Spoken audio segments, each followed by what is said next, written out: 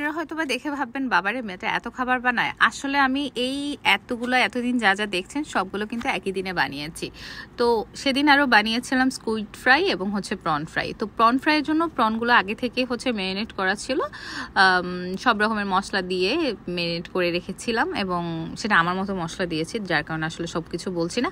আর স্কুইডে আসলে ওরকম কোনো মশলা দিতে হয় না, স্কুইডের মশলা সব ওই ব্যাটারেই থাকে। তো ওগুলো সব কিছু মিলিয়ে হচ্ছে মজা করে হচ্ছে প্রন ফ্রাইটা করেছিলাম এবং স্কুইড ফ্রাইটা করেছিলাম।